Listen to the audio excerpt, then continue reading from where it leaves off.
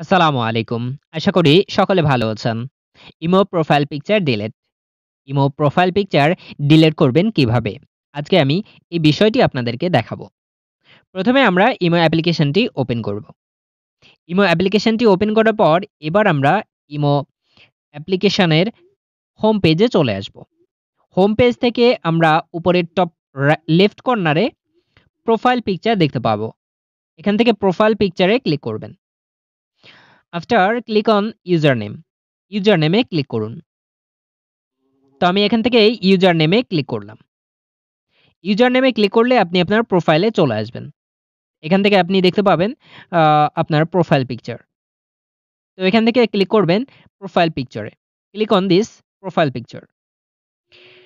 এবার আমরা আমাদের প্রোফাইল পিকচারটি আরো বড় আকারে দেখতে পাবো। এখান থেকে আমরা উপরের টপ রাইট কর্নারে ক্যামেরা আইকনে ক্লিক করব। Click on this camera icon. তারপর আমরা এখান থেকে ইমো অ্যাভাটার, টেক ফটো এবং choose from album ৩ T option দেখতে পাবো।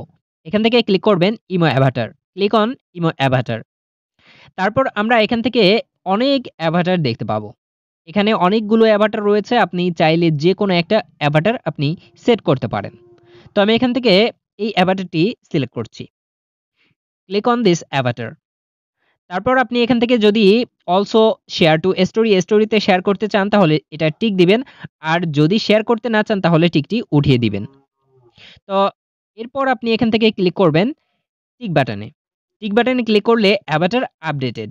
অর্থাৎ আমরা আমাদের যে প্রোফাইল পিকচারটি ছিল সেটি পরিবর্তন করে ফেলেছি। এভাবে ছাড়া আপনি ইমো প্রোফাইল পিকচার কোনোভাবে ডিলিট করতে পারবেন না। ইমোতে এইভাবে কোনো ডিলিট করার অপশন নেই। তো আশা করি ভিডিওটি ভালো লাগলে লাইক, কমেন্ট, শেয়ার করবেন এবং সাবস্ক্রাইব করার অনুরোধ রইল। Thank you for watching.